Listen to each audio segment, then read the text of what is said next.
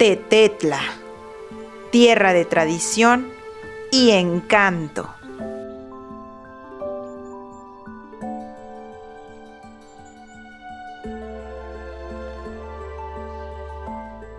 Este documental nos invita a explorar la larga historia de Tetela del Monte, un pueblo originario de Cuernavaca con una rica herencia cultural que se remonta a tiempos prehispánicos y coloniales.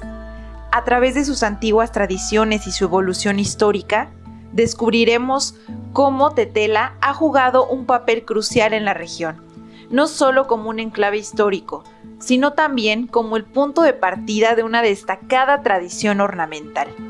Desde sus raíces ancestrales hasta su impacto en el viverismo contemporáneo, este documental revela cómo el legado de este pueblo se entrelaza con el florecimiento de una práctica que ha transformado la región y se ha consolidado como un centro de maestras y maestros floricultores.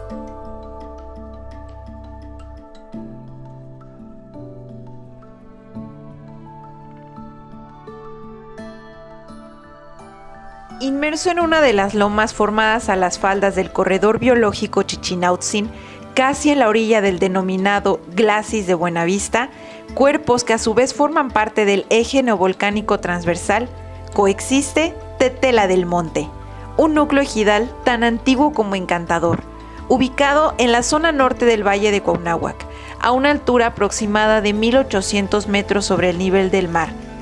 Privilegiado por su ubicación geográfica, Tetela está rodeado de bosques de pino-encino, barrancas, laderas y flujos de abundante agua que favorecen un clima fresco a lo largo de todo el año. Tetela del Monte es un pueblo con mucha historia. Estamos al norponiente del municipio de Cuernavaca, Morelos. Contamos con un clima templado, donde contamos con árboles nativos como son encinos y pinos eustrobus y pinos montezumay, que son las especies que más abundan en nuestros bosques de Tetela del Monte. Ya en las laderas de la Sierra Chichinautzin, entre las barrancas de Tetela, Popotla, Aguatlán y Zompantle, en la vertiente de la cuenca del río, o mejor conocido como Barranca Chalchihuapan. Al oeste de la comunidad coexiste la Barranca de Chalchihuapan, principal referente natural de la zona. En ella afloran los manantiales del Salto Chico y del Salto Grande, que históricamente han funcionado como fuente de abastecimiento de agua, antiguamente a través de canales a cielo abierto, hasta desarrollar un amplio sistema de bombas y mangueras, actualmente capaz de extraer más de 640,000 metros cúbicos de agua al año, para uso del gremio ornamental. Estos recursos son esenciales para la vida cotidiana y el desarrollo agrícola en la región. Nuestro manantial es el Salto de la Barranca Chalchihuapan, y donde se desviaba para el pueblo a gravedad para que corriera por los canales que llegaban al pueblo. No, eran canales a cielo abierto.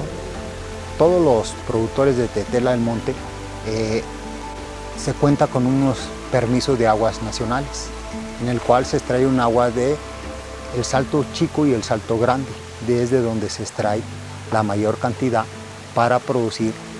La Barranca de Chalchihuapan es una característica geográfica clave entre Tetela y Ahuacatitlán, con una importancia significativa en términos ambientales, históricos, arqueológicos y culturales. Su ubicación en el paisaje montañoso de la región, su biodiversidad y su papel en el ecosistema local subraya su gran relevancia. La Barranca de Chalchihuapan no solo es un recurso natural, sino también un componente clave del patrimonio y la economía local para Tetela del Monte, Cuernavaca y el estado de Morelos. El nombre Chalchihuapan proviene del náhuatl, una lengua indígena de Mesoamérica. En náhuatl, Chalchihuitl significa jade y apan significa agua. Por lo tanto, Chalchihuapan se puede traducir como agua de jade o lugar donde hay agua jade.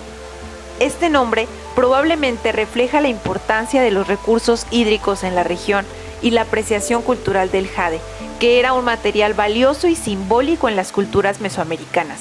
El jade se asociaba con el poder, la fertilidad y la conexión con el mundo espiritual. Chalchihuapan es muy importante como topónimo, como nombre del lugar, y que tiene que ver con el agua sagrada. Esta agua del manantial, porque en alguna ocasión del año, en alguna época del año se pone entre azul verdosa. Ese color es muy importante en la simbología mesoamericana, que tiene que ver con el jade, y el jade tiene que ver con la diosa Chalchitlicue, que tiene que ver con esa falda de jade. Y esa faldilla de jade de la diosa Chalchitlicue tiene precisamente los símbolos de Chalchihuite que simbolizan agua. Tetela es un poblado de historia milenaria. Se estiman más de 3.000 años de antigüedad. Su toponimia proviene de la raíz náhuatl tetelan o tetetla. La palabra se descompone en dos partes: tetl, que significa piedra o roca, y la, que es un sufijo que puede denotar lugar o posición. Juntas, las partes forman tetela, que hace referencia a la ubicación entre o sobre formaciones rocosas. Hoy en día podría decirse lugar entre lomas. El nombre tetela no solo indica una característica geográfica, sino que también encierra parte de la historia y la identidad cultural de la comunidad. Esto no se ha, digamos, publicado, o sea, como normalmente se traduce la toponimia, es como lo mencionaba, como en el montículo de piedras o la abundancia de piedras, ¿no? Pero en el lugar no abunda la piedra, sino el tepetate, por esta geología del glacis de Buenavista. Entonces, digamos que tienen que ver con montículos o montes, no montañas, sino montes, que hay que traducirlo como las lomas, ¿no? O sea, lugar entre lomas.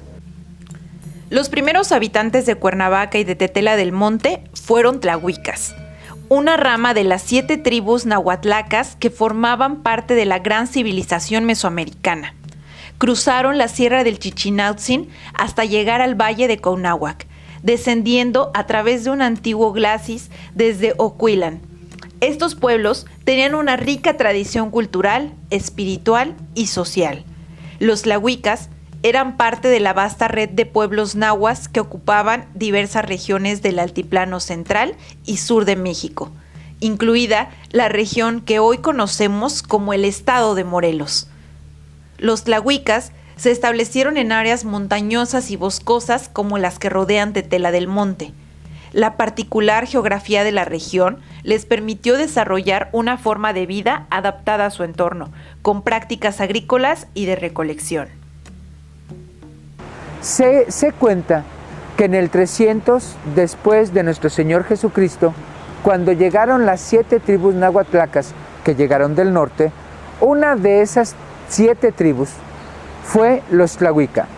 Y se comenta que un primer asentamiento que hubo de los tlahuica precisamente fue en Ocuilan.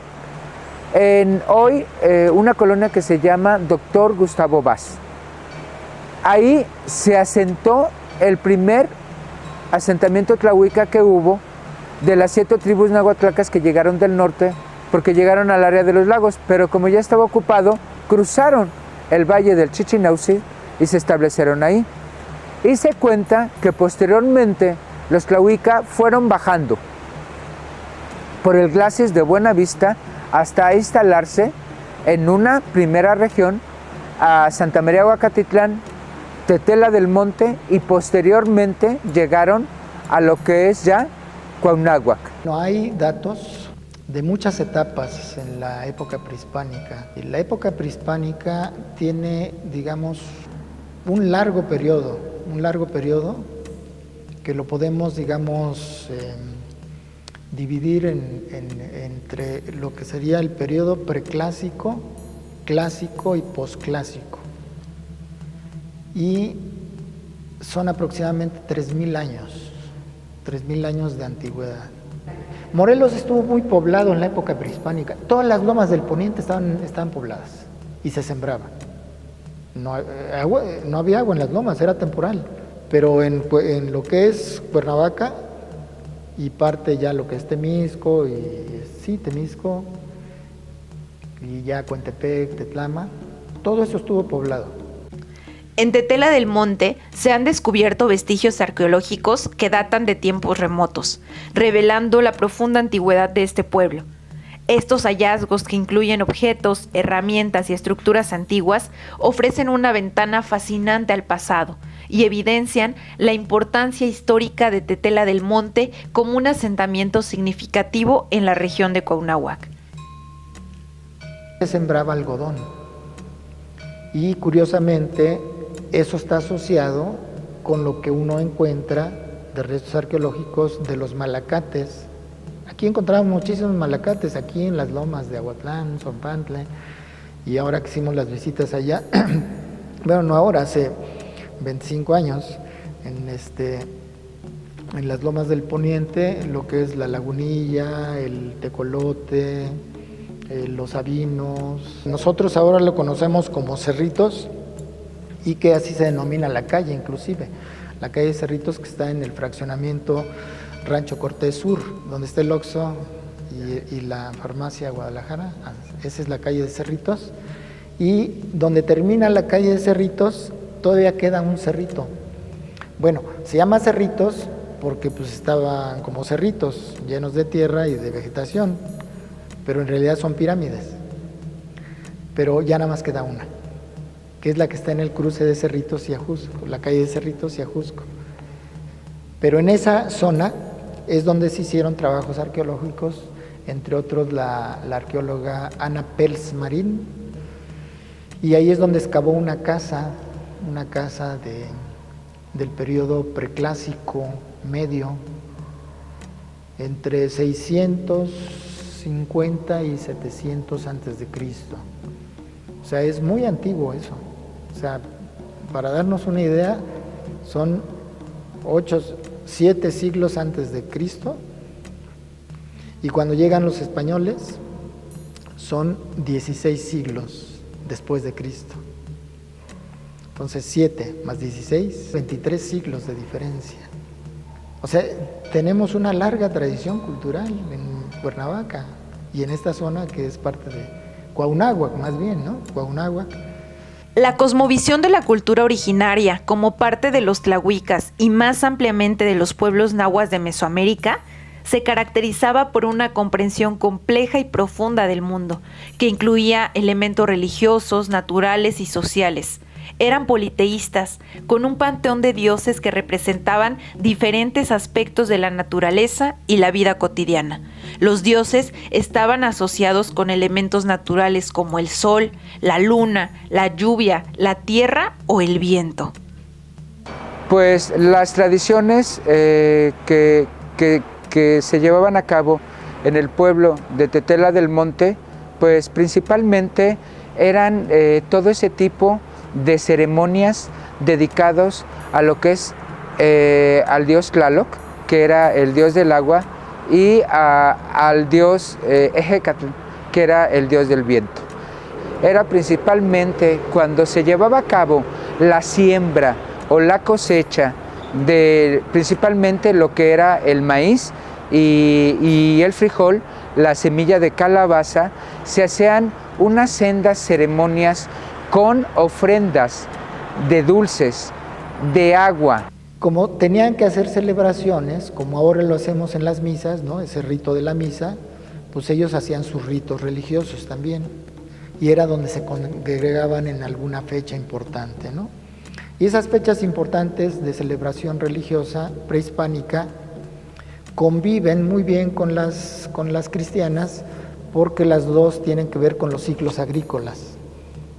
Una tradición, sobre todo, de mucho respeto hacia todo lo que son las fuerzas naturales.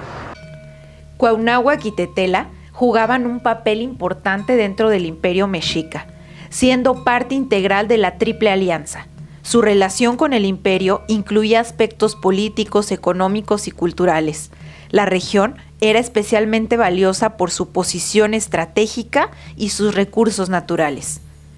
La integración en este sistema influenció la administración local y social en toda la zona. Cuauhnáhuac mantenía una cierta autonomía bajo la supervisión de la Triple Alianza. Esto significaba que la región tenía sus propios líderes locales y estructuras administrativas, pero estos estaban subordinados dentro del sistema tributario. Cuauhnáhuac tenía que tributar a la Triple Alianza, que no nada más eran los mexicas o aztecas como los conocemos normalmente, ¿no?, sino eran otros 2 miembros, ¿no?, de la Triple Alianza. Entonces, de esos 3 miembros de la Triple Alianza, partes de Cuauhnáhuac podían tributar a los mexicas o a otros 2 miembros de la Triple Alianza, porque Cuauhnáhuac era un señorío. Cuauhnáhuac, lo que conocemos como Cuauhnáhuac, sí, esa es la centralidad, pero Cuauhnáhuac llegaba hasta el sur de Morelos, o sea, dominaba muchos pueblos del sur, del oriente, del poniente y del norte de Morelos. Primeramente teníamos un tlatoani. Ese tlatoani era el representante de todos y cada uno de los pobladores del Altepetl de Cuauhnáhuac. Uno de nuestros últimos representantes pues se llamaba don José Azayacatzin, que fue uno de los últimos tlatoanis que tuvo el pueblo de Cuauhnáhuac antes de la llegada de los españoles. La comunidad de Tetela del Monte, con su terreno montañoso y fértil, era importante para la producción agrícola. Los tlahuicas cultivaban diversos productos como algodón, chile, maíz, frijol y calabaza, que eran vitales para la economía local y para el abastecimiento de la región más amplia de Cuauhnáhuac. Además de esto, Tetela estaba involucrado en el comercio con otras áreas de Cuauhnáhuac y más allá, intercambiando productos agrícolas y artesanales. El poblado tenía un papel multifacético en el valle de Cuauhnáhuac. Su ubicación estratégica, su producción agrícola, su liderazgo local y su participación en la vida cultural y ceremonial contribuyeron a su importancia dentro del contexto más amplio de la región. Entre ellos se daban un intercambio de diferentes productos que nacían o se daban en los diferentes pueblos, entre ellos pues el cuajinicuil, los guajes y sobre todo un intercambio de lo que son las flores características de nuestra ciudad. Cabe mencionar que el pueblo se organizaba para realizar una serie de trabajos en parcelas comunitarias. Las parcelas comunitarias era donde se sembraba diferentes tipos de alimento que después era intercambiado con los demás pueblos. El viento soplaba diferente. Cuando a finales de 1521, tras la caída de Tenochtitlan, Hernán Cortés emprendió una serie de expediciones para consolidar su dominio en el territorio mexica y sus alrededores. En su avance hacia el sur, Cortés llegó al valle de Cuauhnáhuac y a Tetela. Esta llegada marcó el inicio de una etapa crucial en la expansión de la conquista española, pues las tierras de Cuauhnáhuac eran no solo de gran valor estratégico, sino también de significativa resistencia indígena. La conquista de estos territorios fue fundamental para asegurar el control español sobre la región y establecer una base para la posterior colonización y evangelización. Corría el año de 1521. Probablemente no se tiene la fecha exacta o certera que llegó Hernán Cortés acompañado con un grupo de tlaxcaltecas y llegaron a lo que es Cuauhnáhuac, encontrándose alrededor de 21 pueblos que habitaban precisamente esta ribera. Fue por la mañana y fueron atacados esos 21 pueblos originarios por la barranca de Analco, pues Hernando Cortés pudo cruzar con su caballo blanco a lo que es la territorialidad del pueblo de Cuauhnáhuac. y precisamente pues se le llamó pues el Paso del Diablo o el Paso de Cortés, en una ubicación que hoy conocemos como el Callejón del Diablo. La conquista y evangelización de Tetela se desarrollaron de manera gradual y compleja durante el siglo XVI. La conquista implicó combates y negociaciones con las autoridades locales, así como la imposición de tributos y control político. Paralelamente, la evangelización fue llevada a cabo por órdenes religiosas como los franciscanos y agustinos, quienes establecieron misiones y mecanismos para convertir a la población indígena al cristianismo.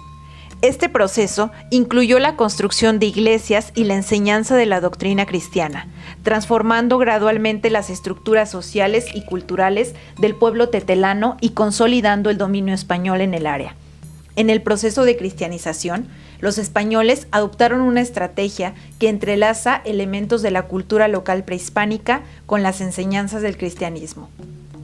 Reconociendo la profunda conexión de los tetelanos con sus creencias y tradiciones, los misioneros, principalmente franciscanos, incorporaron símbolos y prácticas indígenas en sus rituales y enseñanzas para hacer el mensaje cristiano más accesible y aceptable. Las festividades religiosas y las representaciones iconográficas se fusionaron con elementos autóctonos, como la adaptación de las fiestas tradicionales locales al calendario cristiano y la construcción de iglesias sobre antiguos centros ceremoniales. Este enfoque sincrético permitió una transición más suave hacia el cristianismo, mientras se preservaban aspectos de la identidad cultural originaria. El clero regular, que son los frailes, hicieron la evangelización con la anuencia de la iglesia. O sea, esto está, digamos que en leyes. Para hacer la integración con los padres franciscanos que vinieron con los españoles, con la población, comenzaron a utilizar una serie de creencias de acuerdo a lo que tenían los naturales. Entre ellos comenzaron a utilizar lo que son los nesticuile, que quiere decir representaciones de teatro. Dentro de ese servicio que comenzaron a interactuar los pobladores, ya con lo que es los conquistadores, se advocaron mucho al servicio del Santísimo Sacramento. Y ya de ahí fueron adoctrinados poco a poco, te digo, a raíz de las representaciones teatrales y sobre todo una serie de danzas. Se fue dando la integración, se fue dando pues ya esa convivencia a través del servicio del Santísimo Sacramento. Y entonces se empatan. Y entonces esos santos, digamos, cristianos, se empatan con con el panteón mesoamericano, o sea, los dioses que tienen que ver con esos ciclos agrícolas y que coinciden con fechas casi exactas de las festividades cristianas. Y entonces esa, digamos, reunión para celebrar los ritos religiosos se hacen precisamente en puntos importantes que nosotros les llamamos centralidades urbanas, y la más importante es donde está la iglesia. Pero como los mesoamericanos estas festividades las hacían a cielo abierto, o sea, en la plaza mesoamericana, es por eso que dentro del programa arquitectónico de la arquitectura religiosa cristiana virreinal o colonial, el atrio va a jugar un papel importante. Durante la época colonial, Tetela del Monte desempeñó un papel crucial en la región de Cuauhnáhuac como proveedor de recursos naturales y mano de obra. Los habitantes de Tetela fueron fundamentales en el suministro de materiales como agua, piedra y madera para la construcción de importantes obras, incluyendo el primer ingenio azucarero de Tlaltenango, una pieza clave en el desarrollo de la industria azucarera en la Nueva España. Además, contribuyeron significativamente en la edificación de la imponente Catedral de Cuernavaca, cuyo proceso constructivo requirió una vasta cantidad de recursos y trabajo especializado. Con Hernán Cortés llegaron precisamente 12 franciscanos o los padres, como les llamaban nuestros antiguos, los padres franciscanos. Uno de ellos fueron Fray Juan de Zumárraga, el cual tenía un contacto muy directo con el rey Carlos V de España, y el cual fue enviado precisamente para defender a los indios. Precisamente el padre le escribe al rey Carlos V, donde le platica que Hernando de Cortés quiere enviar como esclavos a los naturales de Cuauhnáhuac a las minas de Taxco. Y el fray le comenta que los naturales de Cuauhnáhuac ya estaban rindiendo tributo al Santísimo Sacramento. Entonces, el rey Carlos V, cuando recibe la carta, pues decide avisarle a Fray Juan de Zumárraga en otra de sus cartas que defienda a los indios, que sea un defensor de los indios ante Hernando de Cortés. Y pues ya habiendo esto, Fray Juan de Zumárraga habla con Hernando de Cortés y pues ya dice que van a estar precisamente los naturales de Cuauhnáhuac a expensas, a disposición de lo que es la orden franciscana. Entonces los naturales de Cuauhnáhuac comienzan la encomienda precisamente para trabajar a favor de lo que es el Santísimo Sacramento. Entonces se comienzan a dar las edificaciones de lo que es pues hoy la iglesia franciscana, que es nuestra catedral de Cuernavaca, y se da la edificación de una de las primeras capillas en el pueblo de Tlaltenango, que era una parte alta donde era considerado para instalar un trapiche para una de las primeras haciendas azucareras de Hernando de Cortés. No olvidemos que este Altépetl o este asentamiento que se da precisamente en la ladera de lo que es el glacis de Buenavista, pues es de mucha importancia porque ahí hay un florecimiento sobre todo de agua, y pues principalmente la aportación que tuvo este pueblo fue importante porque gran parte del agua de Tetela del Monte y de Santa María Aguacatitlán, o la tierra de los aguacates, pues se iba para hacer trabajar el trapiche de la hacienda de Hernán Cortés, pues ahí en el poblado de Tlaltenango. A pesar de la profunda influencia de la evangelización cristiana y el proceso de colonización, Tetela del Monte ha logrado preservar elementos prehispánicos que siguen siendo parte integral de su identidad cultural. Las tradiciones, festividades y prácticas ancestrales han perdurado, fusionándose con el cristianismo en un sincretismo que refleja el choque de culturas que marcó su historia. Esta coexistencia de lo antiguo y lo nuevo no solo subraya la resiliencia de la cultura tetelana, sino que también enriquece su patrimonio, evidenciando cómo las raíces prehispánicas continúan influyendo en la vida cotidiana y en la identidad cultural de la comunidad a lo largo de los siglos. Lo que más se nota son las pirámides, ¿no? Y lo que menos se nota son los espacios abiertos, que eso fue lo más importante en toda la organización arquitectónico y urbana. Y entonces lo que tenemos son los atrios. Ese tipo de espacialidad y ese tipo de conformación es un sistema constructivo que se llama contención, nivelación y conformación del terreno.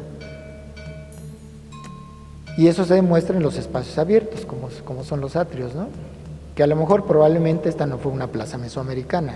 O sea, probablemente sí, no lo sabemos, pero el sistema constructivo sí lo es. Es el sistema de nivelación, contención con muros de contención, o de corrales o lo que sea, y la conformación y los trazos con orientaciones son muy mesoamericanos. Y pues podemos darnos cuenta que a través de 5 siglos, que a través de ese entonces, pues los pueblos originarios de Cuernavaca, y entre ellos Tetela del Monte, no perdieron su esencia como pueblo. Al contrario, ahorita vemos reflejada esas procesiones, vemos reflejado lo que es las representaciones teatrales como la Pasión de Cristo, como son las pastorelas muy características en nuestro pueblo de Tetela del Monte, que fueron heredadas precisamente de los conquistadores, o yo les llamaría de los padres franciscanos. Una de las principales fiestas, o más bien la principal el festejo del poblado de Tetela del Monte, es la fiesta de los Santos Reyes Magos, el 6 de enero. Esta fiesta, bueno, data de hace muchísimos años, porque inclusive tenemos muchas familias que ahora vienen y nos dicen que sus abuelos o sus papás venían a dejar ofrenda o traían como peregrinaciones, tanto del Estado de México como de Puebla. Posteriormente tenemos otro festejo que es el 3 de mayo, que festejamos el Día de la Cruz. Hoy en día aquí en el poblado se festeja en la calle de la Cruz. Anteriormente se festejaba aquí en el atrio de la capilla, justo en donde tenemos la cruz de piedra. Esta celebración se llevaba a cabo ahí y era un lugar de reunión para todos los pobladores de aquí del poblado. Cambiaron las tradiciones y bueno, ahora se llevó a la calle de la Cruz porque ahí unas personas decidieron hacer como un monumento a la cruz y ahí se celebra igual con mañanitas, una misa, y también hacen algún tipo de convivencia con la gente, palo encebado, juegos pirotécnicos, concursos para los niños. Ahorita ya las calles pues ya están pavimentadas, pero cuando estas calles no eran pavimentadas había mucho eso de los caballos y sacar el listón, de sacar una gallina que enterraban o pasar con un caballo corriendo y ensartar una argolla con un listón. Construida en el siglo XVI por los evangelizadores españoles, la Capilla de los Santos Reyes en Tetela del Monte fue erigida con el propósito de consolidar la influencia cristiana en la región y servir como un centro de fe y comunidad. La elección de los Santos Reyes Magos como patronos de la capilla no solo refleja la importancia de la Epifanía en la tradición católica, sino que también simboliza la fusión de la cultura europea con las tradiciones locales. Esta capilla se ha convertido en un poderoso símbolo de identidad para la comunidad de Tetela del Monte, al representar la continuidad de su historia y su herencia cultural desde la época colonial hasta el presente. Su presencia imponente y su significado histórico la han establecido como un referente clave en la vida religiosa y social del pueblo. En 1529, 1532 o 1541, no se sabe con fecha exacta, cuando los padres franciscanos comenzaron la construcción de la capilla dedicada a los Santos Reyes. Cabe mencionar que esa capilla pues es del siglo XVI y fue construida precisamente para los naturales que habitaban en esa colina boscosa, que en aquel entonces pues era el lugar de las piedras. La dedicación que dieron fue a los Santos Reyes y única en el mundo, en el altar mayor fue depositado el cuadro perteneciente a los Santos Reyes. Es muy importante señalar que el altar, el retablo principal del altar de nuestra capilla, pues es en honor a los Reyes Magos y es un retablo que en su origen pues tiene los mismos años de la capilla. Nosotros aquí como comunidad católica lo que hacemos es pues la celebración de la Santa Misa. Empiezan con unas mañanitas, tradicionales mañanitas, la misa. Hay quienes todavía ofrendan cera, hay otras familias que ofrendan toda la flor. Y bueno, se hace el festejo, aquí en la capilla hacemos el festejo religioso. El patrón arquitectónico de las iglesias y atrios, tanto en la época prehispánica como en la colonial, a menudo refleja una profunda conexión con los ciclos solares. En las culturas prehispánicas, muchas estructuras religiosas y ceremoniales estaban alineadas con eventos astronómicos, como los solsticios y equinoccios, que marcan fechas importantes del calendario agrícola y ritual. Este entrelazamiento de conocimientos astronómicos y arquitectónicos subraya cómo las sociedades han utilizado la arquitectura para conectar lo sagrado con los ciclos naturales a lo largo de la historia. En ese sentido, la arquitectura, y sobre todo la arquitectura religiosa, juega un papel muy importante como referente de observación para medir el tiempo, ¿no? Y el trazo geométrico de los templos cristianos precisamente tiene que ver con el recorrido del Sol, que nace en el este y muere en el oeste, el recorrido de la eclíptica del Sol, ¿no? Y luego hace esa regeneración, ¿no?, por la noche, pero digamos ese eje simbólico es muy importante y es el trazo que tenemos en la mayoría de las iglesias, por lo menos de Morelos, ¿no? Pero en la mayoría de las iglesias de México es un patrón de organización espacial y de orientación. En el este está el altar y en el oeste está la puerta. Aquí en el pueblo de Tetela del Monte, pues ya después de la conquista hubo un acervo de adoración a lo que era la Santa Cruz. Y pues precisamente en el poblado podemos constatar de esa cruz que fue o está ubicada precisamente en el atrio de la capilla de los Santos Reyes.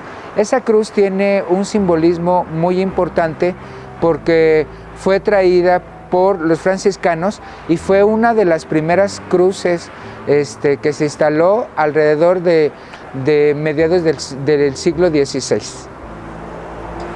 Durante el periodo del virreinato, la Capilla de los Santos Reyes en Tetela del Monte desempeñó un papel significativo dentro del marco político y religioso establecido por la Iglesia y la administración colonial. Bajo la jurisdicción del virreinato, la capilla formaba parte de una red de parroquias y misiones que estaban organizadas para consolidar el control espiritual y territorial en la región.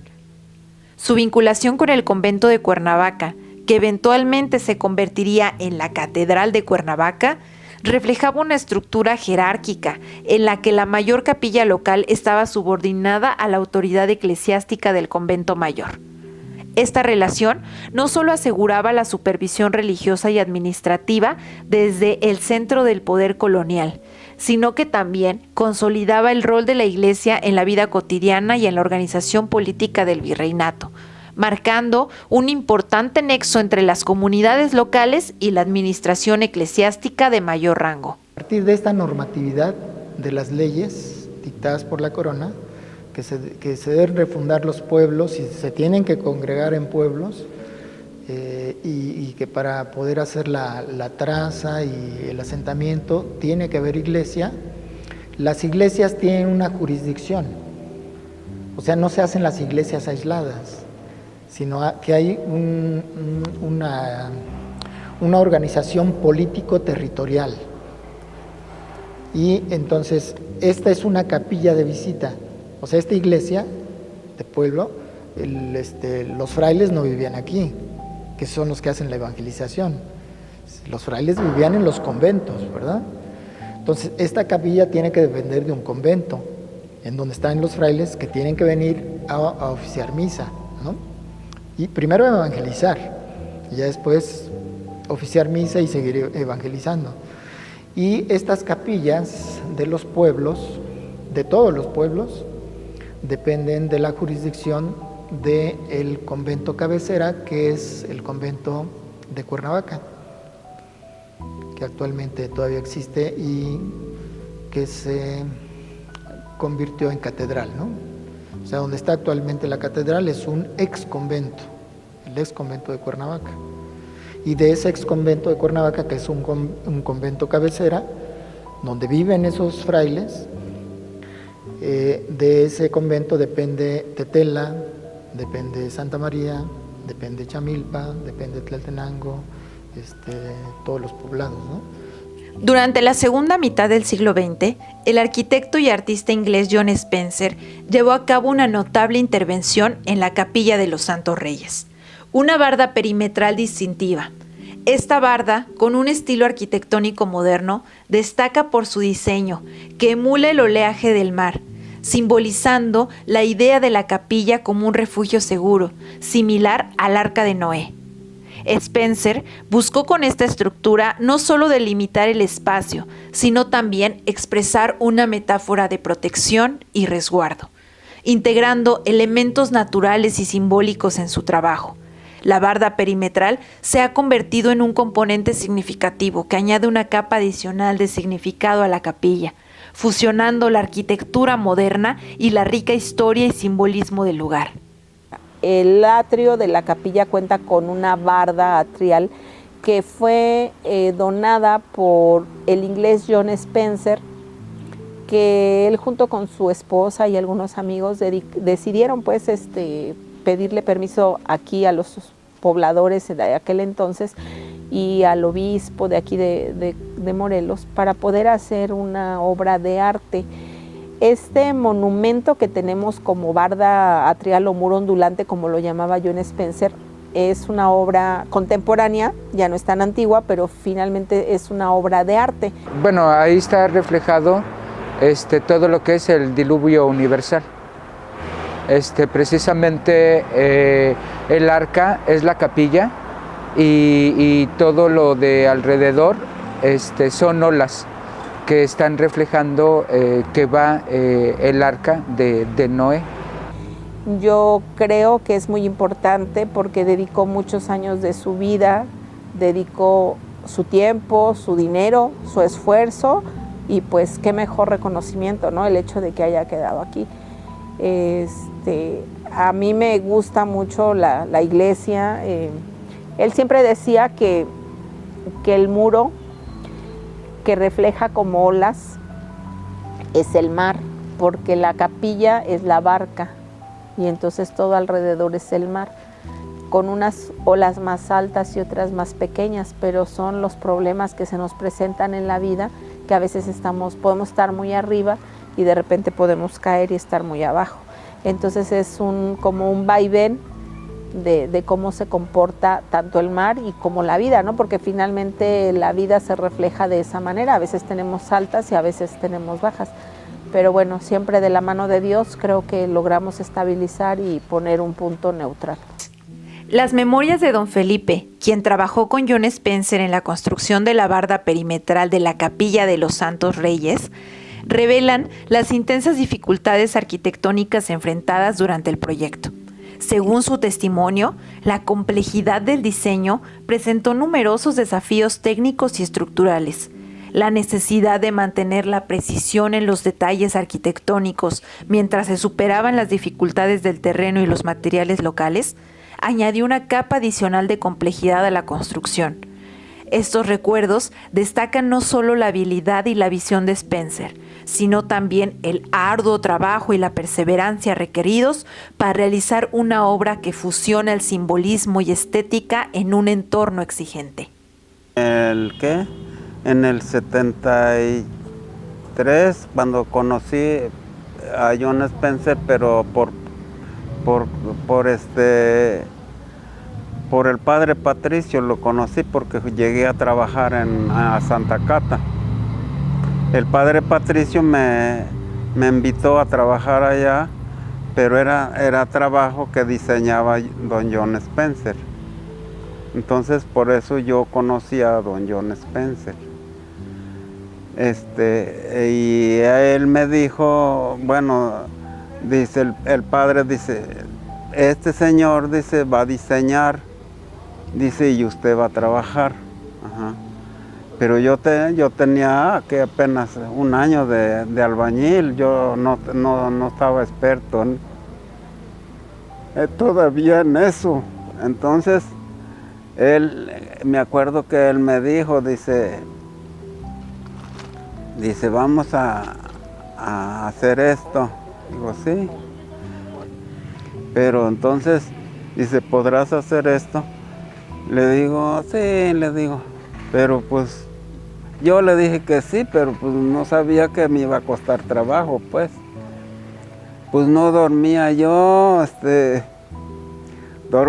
pero pensando en eso. Y soñaba que me quedaba bien.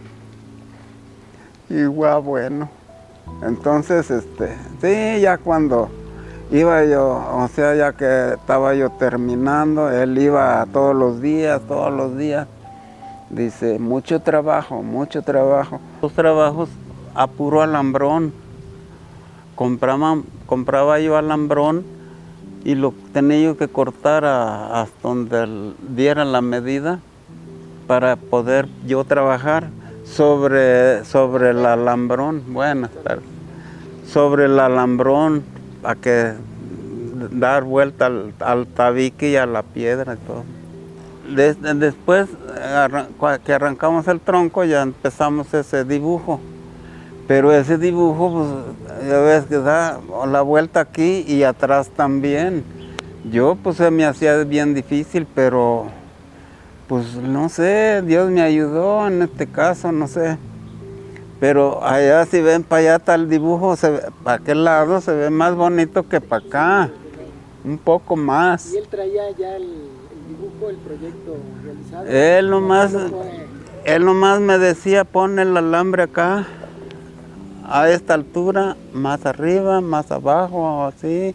Él me decía, pon esto así. O sea, se diseñó en sitio. Sí, y yo lo hacía y lo ponía, se venía para acá y vía de un lado y de otro. Y así está bien.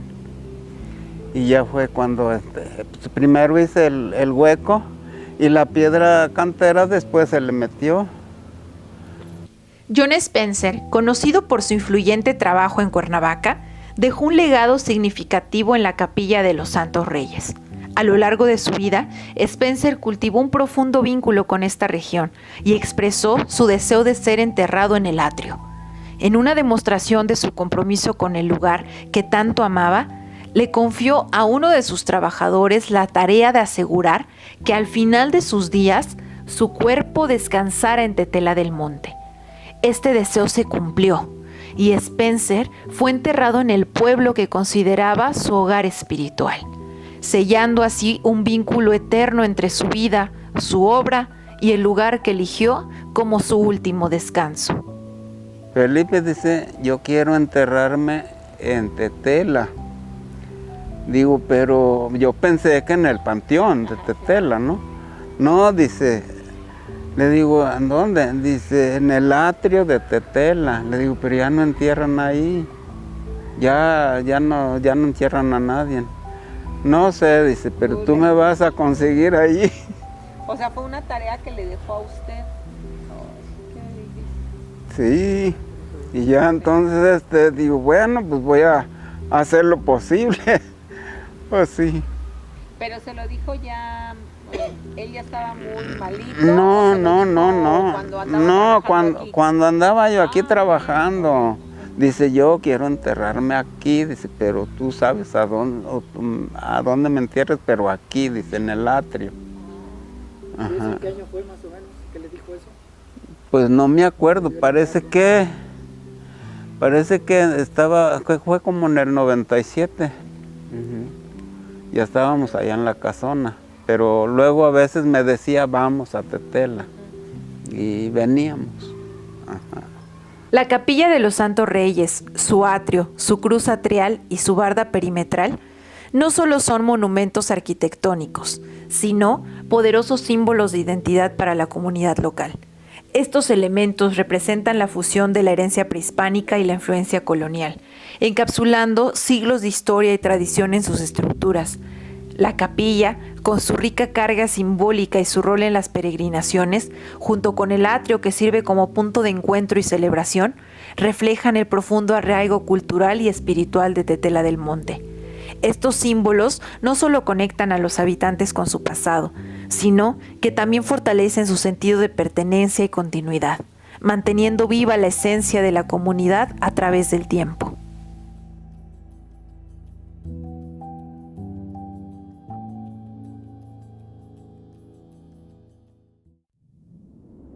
Tetela del Monte, con su rica historia que abarca desde el pasado prehispánico hasta la época colonial, ha sido un lugar de continua transformación y adaptación. En tiempos antiguos, sus habitantes cultivaban la tierra con técnicas ancestrales, reflejando un profundo respeto por la naturaleza y el entorno. Hoy en día, el viverismo contemporáneo en Tetela del Monte representa una extensión moderna de su herencia cultural, fusionando conocimientos tradicionales con prácticas innovadoras para preservar y promover la biodiversidad local. Pero, ¿qué es el viverismo y por qué genera tanto orgullo en Tetela del Monte? El viverismo, la práctica de cultivar plantas con fines ornamentales y comerciales, ha emergido como una tradición local que une el arte de la jardinería con el conocimiento ecológico. En Tetela del Monte, esta práctica no solo representa una fuente de sustento económico, sino también un vínculo profundo con la historia y la identidad cultural de la región. La dedicación y el esmero de los viveristas locales reflejan un legado de respeto por la naturaleza y una pasión por preservar la biodiversidad, haciendo que su labor sea una fuente de orgullo y un testimonio vivo de su rica herencia. Viverismo para mí significa producir plantas, ya sea de semilla, esquejes, estacas. Esa es la producción de ser un viverista, ¿sí?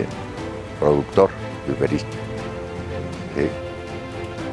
Bueno, el viverismo lo puede clasificar uno en varias versiones, pero es una historia para muchos y además es un aprendizaje y un arte de saber cultivar las plantas, porque han pasado muchas etapas para poder llegar a lo que estamos produciendo hoy en día. El viverismo es el arte de multiplicar plantas y darles forma, hacerlas que florezcan, embellecerlas para adornar casas, jardines. Eso es el viverismo. Te asombras de ver que de una planta ya hiciste un montón, dices, no manches, y sigues haciendo más y todo. A mí sí me da gusto ya ver que ya pusiste tus esquejes, ya brotaron bien y todo, y a poner más y todo. Ya está la planta hecha, ya la vendiste, se la llevan. Bueno, es un orgullo siempre algo que tú haces. Y a lo mejor la semilla no la hago yo, porque eso la tienen que hacer las plantas, pero yo le doy el cuidado y todo eso para que le dé, o compro la semilla. Pero al sembrar una semilla, o al hacer un esqueje y que te dé raíz ese esqueje, es como un hijo tuyo. Es algo que nosotros, con el apoyo de Dios, estamos creando a que se desarrolle.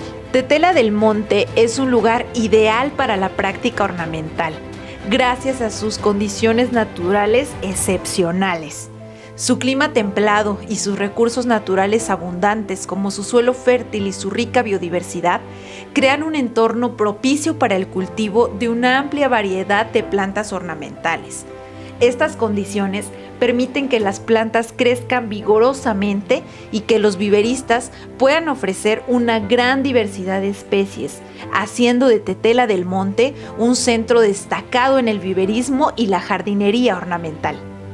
Tenemos un clima que es muy apropiado. Por tener un clima medio templado, nos ayuda mucho a que nuestras plantas sean un color demasiado fuerte y además unas plantas muy resistentes, ¿sí? Y además que tenemos la cantidad de luz que se necesita para cultivar una nochebuena.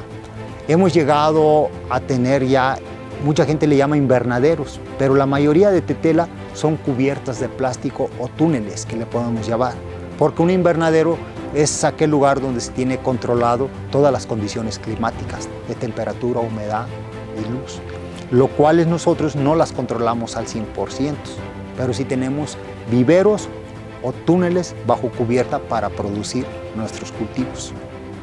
El clima que tenemos es muy apropiado. Claro, no para todo tipo de plantas, pero al menos las plantas de ornato que aquí trabajamos es un clima muy favorable para ellos. No vamos a decir algunas plantas de follaje, que son de mucho calor. Esas se cultivan, se trabajan en Jutepec, Cuautla o en las costas. Y aquí pues es otro tipo de follaje, ornato más que nada. El viverismo en Tetela del Monte comenzó a practicarse entre la década de los 50 y los 60, cuando un grupo de extrabajadores del vivero Jardín Cortés, fundado por extranjeros, decidió aplicar los conocimientos adquiridos en su propia comunidad. Este vivero, que había sido un centro de aprendizaje para técnicas avanzadas de cultivo ornamental, inspiró a los residentes locales a emprender en el viverismo. Los primeros viveristas de Tetela del Monte, al integrar estas habilidades con su propio ingenio y recursos locales, sentaron las bases para una tradición que hoy en día enriquece y define a la región. Se tuvo la oportunidad que llegó gente extranjera a producir plantas muy cerca de aquí de Tetela, en el mismo municipio de Cuernavaca. Gente de otros países, los cuales al llegar esas personas adquirieron personas que trabajaran para ellos. Muchas de esas personas, hay personas de aquí de Tetela que se incorporaron a trabajar con ellos. ¿Y qué pasa? Al incorporarse, aprendieron el arte de cultivar las plantas. En sus principios a lo mejor ellos no cultivaban como ahora nosotros con cubierta y todos estos los cultivos que producimos. Pero comenzaron con muchas plantas diferentes porque ellos trajeron plantas de todo el mundo. Hay muchas plantas en Cuernavaca que a veces ni uno mismo las conoce. Entonces ellos, los primeros, empezaron a tomar el conocimiento y la práctica de ellos. Posteriormente, cuando tú terminas de un trabajo, ¿qué haces? Pues dices, yo sé hacer esto y lo voy a comenzar a hacer. Y empezaron a hacerlo en Tetela. Comenzaron a producir sus plantas. El viverismo casi lo tenemos por el sueco Benegret, ¿sí? Que empezó con el vivero de Jardín Cortés SADCB, ubicado en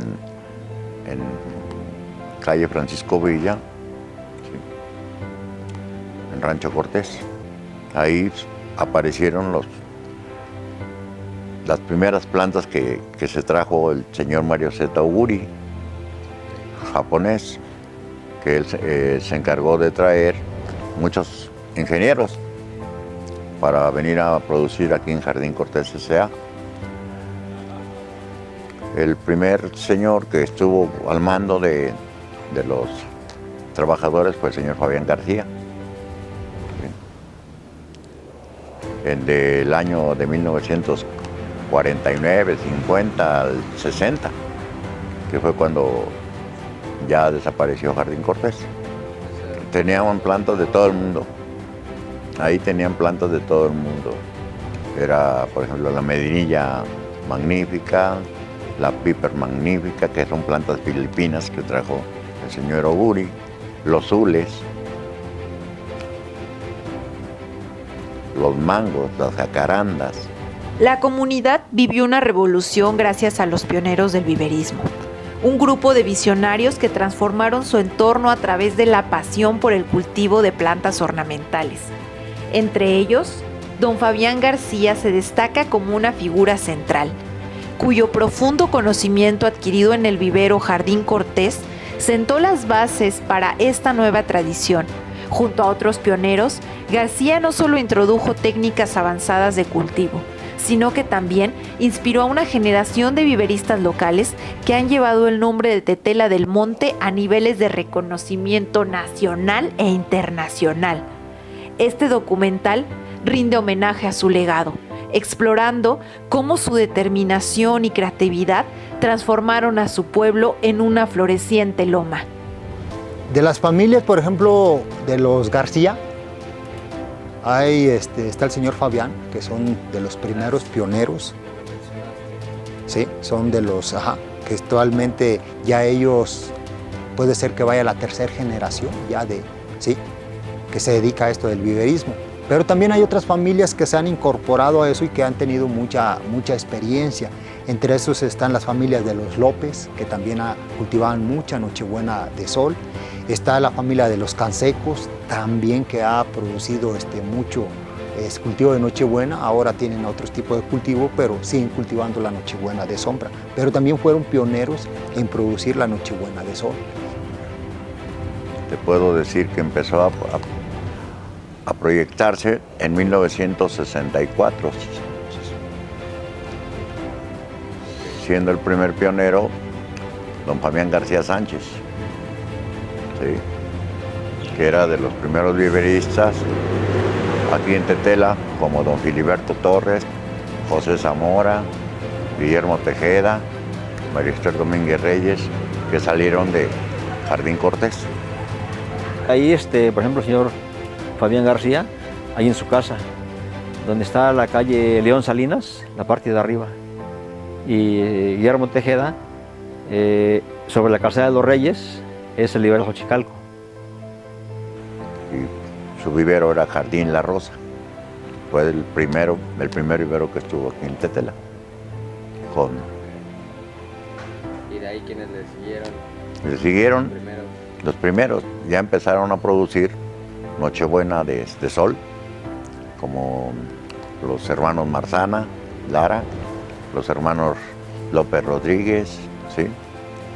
Fidencio Cortés Mercado, que empezaron a producir Nochebuena. Los hermanos Aguirre.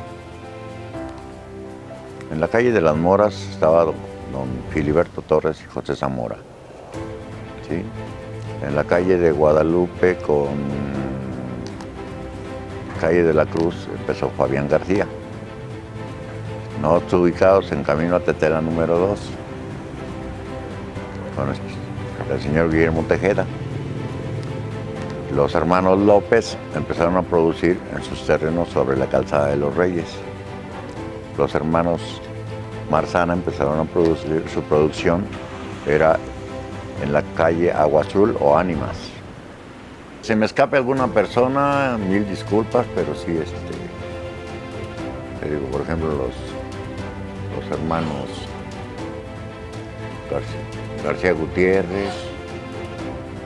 Ya en la actualidad pues, podemos mencionar a los Díaz Andy, podemos mencionar a los Leiva García, podemos mencionar a García Mariscal, que ya se encarga de un vivero, ¿sí?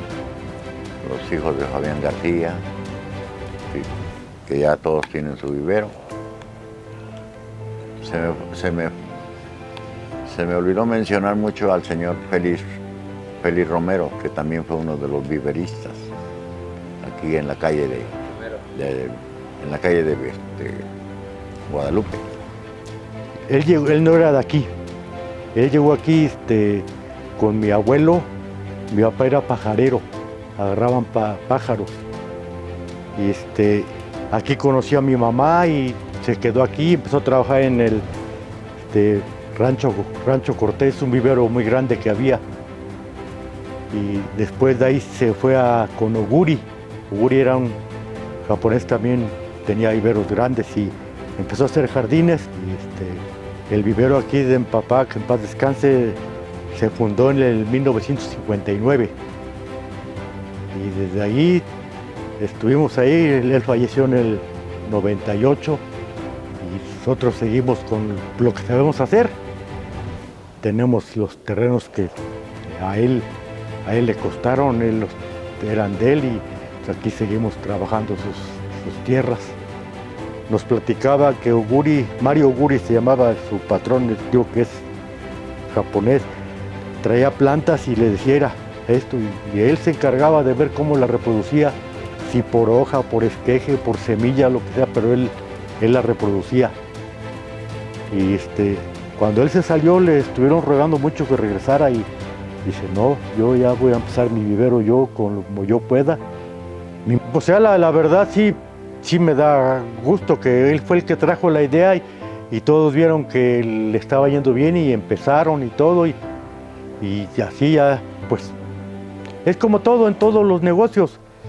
Si tú sales a vender tacos en una calle y ves que los demás ven que estás vendiendo bien, pues todos empiezan, ¿no? Esto es así y así va a ser siempre. O sea, lo bueno que muchos lo reconocen, que están en esto porque empezaron el ejemplo de mi papá. Los pioneros del viverismo en Tetela no solo trajeron consigo un nuevo enfoque para el cultivo de plantas, sino que también adaptaron técnicas de producción que, aunque rudimentarias, fueron fundamentales para establecer las bases del viverismo en la región. Utilizando métodos tradicionales y herramientas simples, estos primeros viveristas lograron implementar prácticas antiguas de cultivo que, aunque básicas en comparación con los estándares modernos, resultaron esenciales para el desarrollo de una gran industria.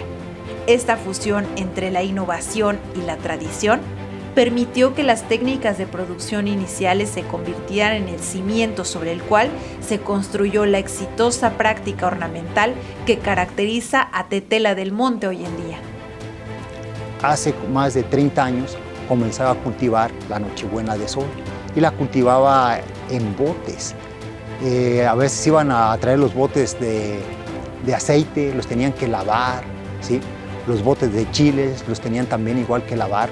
¿Para qué? Para poder ellos ahí cultivar la Nochebuena de Sol, porque antes no había plástico, no había bolsas ni había macetas. Entonces la gente los cultivaba realmente en botes, fue la manera. Después hubo un mejoramiento en Nochebuena y actualmente pues hemos llegado en ese mejoramiento en Nochebuena que ya ahora es de interior esa Nochebuena. No significa que no soporte el sol, pero ¿qué pasa? De interior porque soporta las condiciones del hogar, siempre y cuando tenga una ventilación para que la planta perdure y dure lo más que se pueda en un hogar. Es un proceso de mejoramiento que se han hecho de Nochebuenas. ¿Quién han hecho esos mejoramientos de Nochebuena?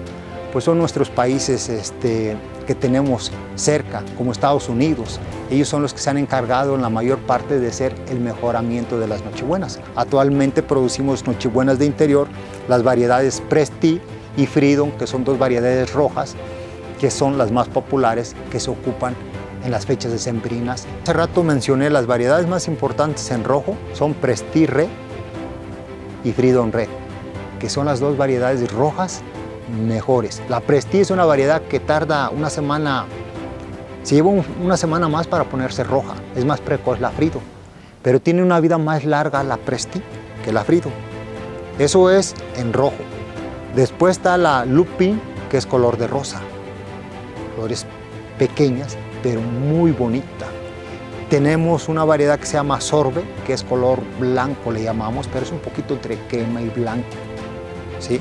Tenemos la primero Red Glitter, que es una salpicada también, que es muy bonita. Y tenemos una que se llama Ice Punch, que yo les digo es como cuando uno compra una granada y la abres la granada y se ve como blanquito con rojo, ¿no? Esa es la variedad, la Ice Punch.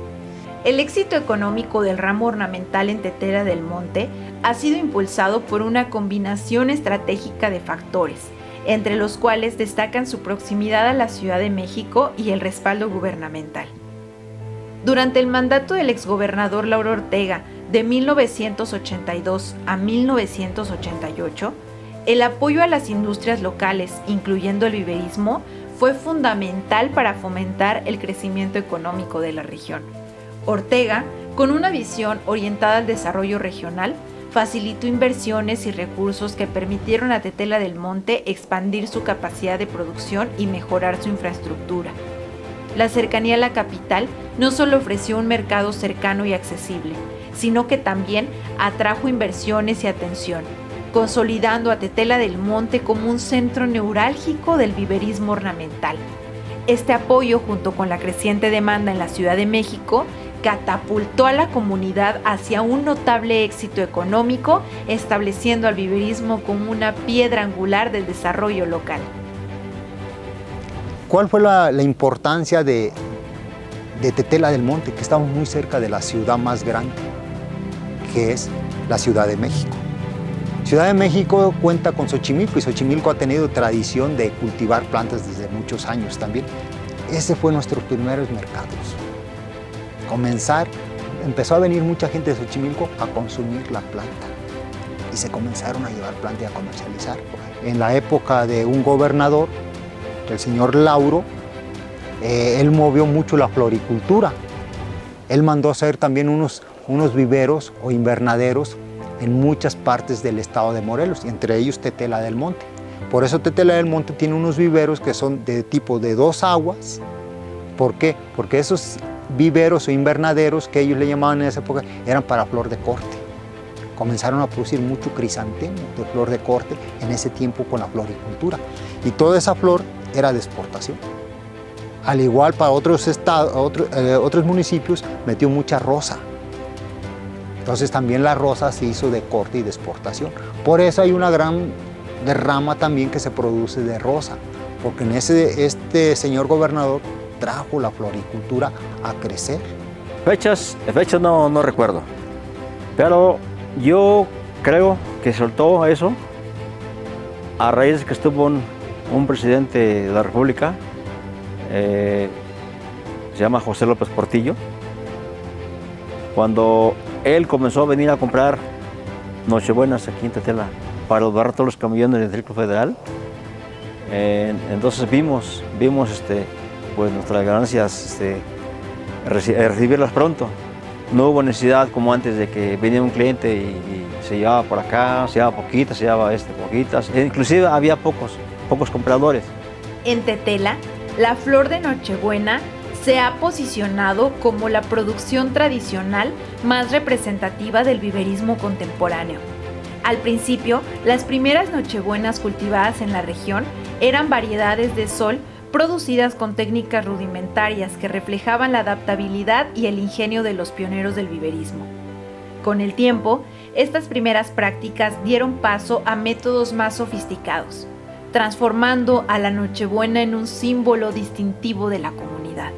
Hoy en día, la flor no solo destaca por su belleza y variedad, sino que también encarna la rica tradición y el progreso continuo de Tetela del Monte en el ámbito del viverismo ornamental. Y la Nochebuena siempre se corta en el mes de febrero, las últimas semanas de febrero y la primera de marzo, y lo hacen por estaca.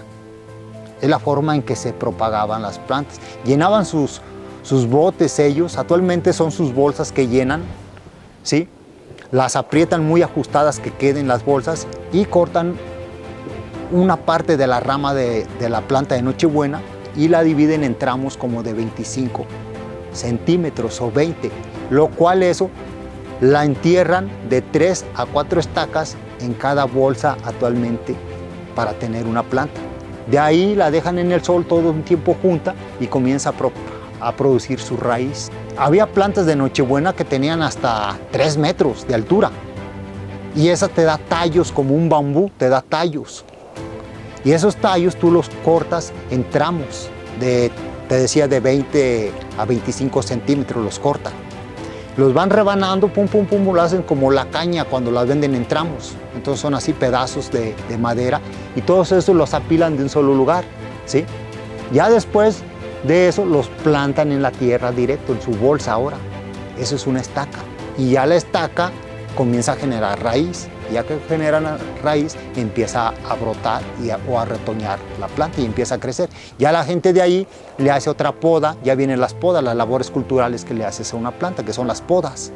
Entonces mucha gente todavía de esa, primero pone la estaca, retoña y crece ese retoño y lo podan. Y todavía ponen una parte de esa punta, le llaman la punta de la planta. Esa punta la aprovechan y hacen otra camada de Nochebuena de sol.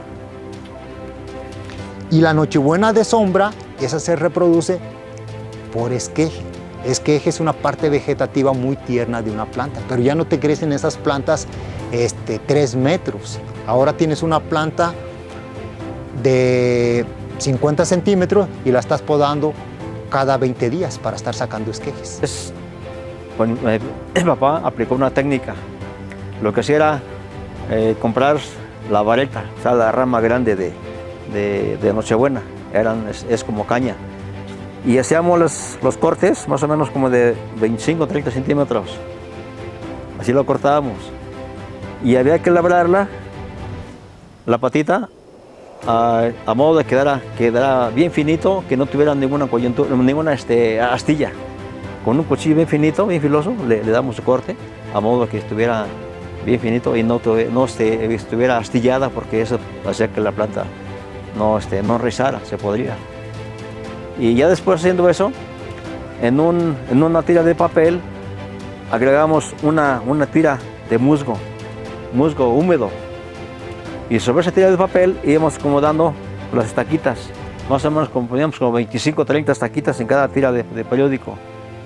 Después se enrollaba y de tal manera que al enrollarla ya quedaba parada la estaca, pero quedaba asentada en el parte del musgo húmedo. Y así lo almacenábamos en un espacio con tierra, para que guardara más humedad. Ajá, pero mi papá fue uno de ellos. Al menos en Nochebuena sí es de los pioneros. ¿Cómo se llama su papá? Se llamó, ya murió, Lorenzo Canseco Torres. Inclusive hace años todavía vi cuando le dieron un reconocimiento por parte del Consejo Estatal de Productores en Pomac, ajá, de que fue uno de los principales, de los pioneros del liberalismo aquí en Tetela. La producción y comercialización de plantas ornamentales ha generado empleo, estimulado la inversión local y elevado el perfil de la región a nivel nacional. A medida que exploramos el impacto económico del viverismo, se hace evidente cómo esta industria ha sido crucial para el bienestar y la prosperidad de la región. Porque lo han aprendido, ¿sí? Entonces, es por eso que Cuernavaca se distingue, que mucha gente se queda a laborar aquí, ¿sí? En Tetela. ¿Por qué? Porque Tetela pues, es una economía muy fuerte a nivel nacional, con todo lo que produce, porque una planta la produces aquí y tú venderla a otro estado, pues vas generando una derrama económica muy grande y se sigue. Un 70-80% del poblado vivimos del viverismo. Sí, 70-80, sí, porque... ¿Productores y gente? Productores, sí, porque... Pues. Sí, por ejemplo, yo tengo 5 trabajadores de planta, 6 de planta. Entonces, ¿Tienen como un sueldo fijo, digamos? Sí, sueldo fijo, sí. Y aparte hay uno que trabaja por restajo. Tetela del Monte se destaca por concentrar la mayor cantidad de productores ornamentales en Cuernavaca. Esta densidad de viveros no solo subraya la importancia del viverismo, sino que también está intrínsecamente ligada a la generación de flujo económico. La proliferación de viveros ha creado numerosas oportunidades laborales, desde la producción y cuidado de las plantas hasta la venta y distribución, consolidando al viverismo como una fuente vital de ingresos y estabilidad económica en cadena. Este colorido pueblo ha alcanzado un notable alcance comercial, extendiendo su influencia a prácticamente toda la República Mexicana. Este éxito se manifiesta especialmente en la producción de flor de Nochebuena, un área en la que Tetela es una verdadera potencia. La capacidad de la región para cultivar y distribuir estas plantas ornamentales no solo resalta la calidad y el compromiso de sus viveristas, sino que también subraya su importancia en el mercado nacional. Así, Tetela del Monte se ha establecido como un líder indiscutible en el sector del viverismo, con un impacto que trasciende fronteras regionales. Pues terminan aquí a nivel República Mexicana, todos lados. Pues desde Monterrey, Sinaloa, Sonora, Tijuana, toda la República. Yo creo que lo más fuerte es la Ciudad de México, Xochimilco, porque ahí es un centro de acopio para repartir. Muchos de los productores ya tienen una buena cantidad de clientes. La mayoría viene de la Ciudad de México, del Estado de México, Puebla, Veracruz, Chiapas, Monterrey, Estado de México, Guerrero. Son los estados que más nos consumen el cultivo de Nochebuena. Sí. Aquí sí. Aquí hemos vendido a Monterrey, Tamaulipas, Coahuila, Puebla, ajá. Puebla, Ciudad de México, Xochimilco. O sea, por ejemplo, en Xochimilco no compran Nochebuena, pero nos compran Azalia. Cuando compran como uno de Moisés. En Michoacán no nos compran Nochebuena, pero también nos compran Azalia. Azalia Cuna, ajá. y para Acapulco también, para Oaxaca. A medida que exploramos los impresionantes volúmenes de producción de Nochebuena en Tetela del Monte, se pone de relieve cómo la combinación de condiciones ideales, experiencia acumulada y un compromiso con la calidad ha posicionado a la comunidad como un actor clave en el mercado de plantas ornamentales en México.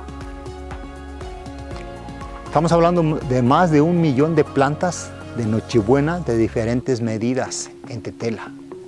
Te estoy hablando que comenzamos desde macetón, siguen 8 pulgadas, hay 10 pulgadas, 11 pulgadas, tenemos 7 pulgadas, de 6, 5, y luego vienen las miniaturas, que son por lo regular de 3 pulgadas. En todas esas presentaciones tenemos más de 1 millón que se producen de Nochebuenas, ¿sí?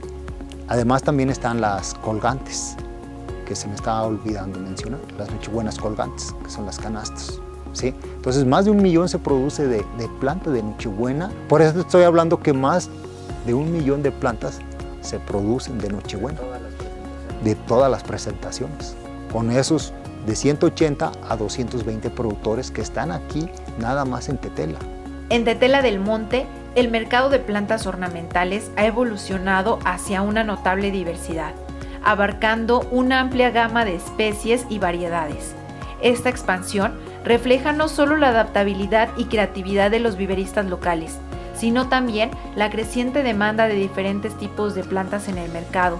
A medida que exploramos este vibrante panorama, queda claro que la región se ha convertido en un centro dinámico para la producción de ornamentales, ofreciendo desde clásicos hasta innovadoras opciones para jardinería y decoración. Desde una cuna de Moisés, un anturio, orquídeas, esas son plantas de interior. Te vas para plantas de exterior, por ejemplo, los de jardinería buscan mucho las lantanas, el trueno de Venus, ¿sí? Entonces son plantas para más de exterior, pasto liriope, ¿sí? Entonces son plantas que dan. Luego vienen las plantas que son semisombra y de interior, que te pueden aguantar y que son de flores. Encuentras las begonias tuberosas, ¿sí? Encuentras los geranios, las calibrachoas, las petunias. Entonces es una gran, y encuentras también planta, las bugambilia, que es una planta de exterior, también la encuentras que se produce aquí.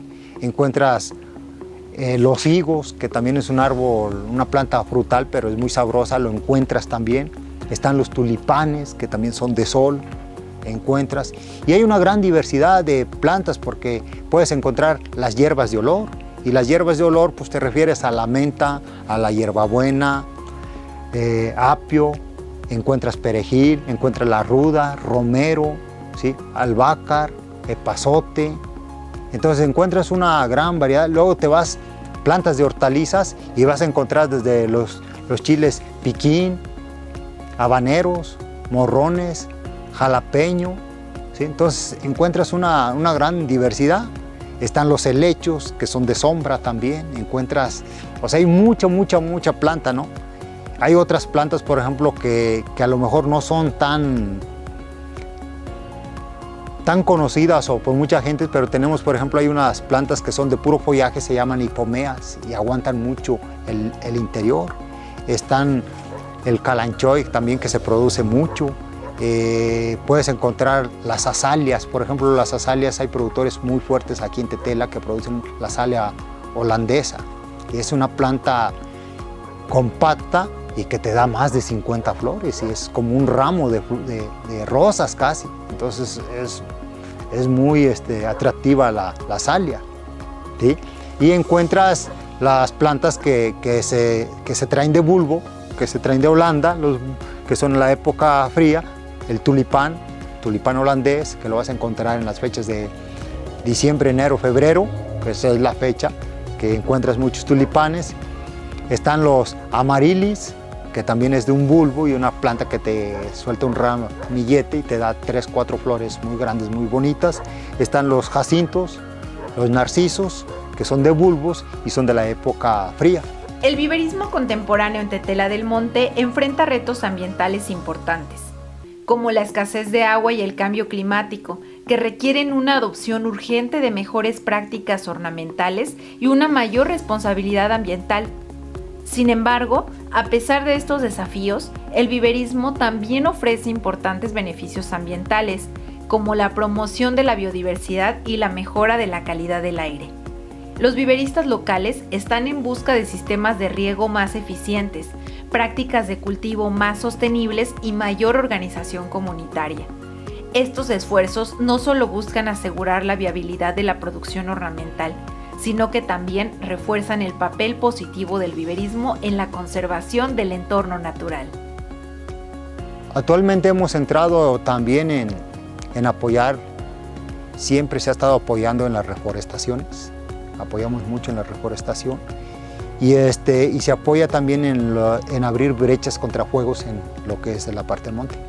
Pero aparte de eso, una planta siempre te va a generar oxígeno. Cualquier planta que tú cultives, pues te va a generar oxígeno. Entonces nosotros, al cultivar toda esa cantidad de plantas, pues estamos cultivando oxígeno a la vez.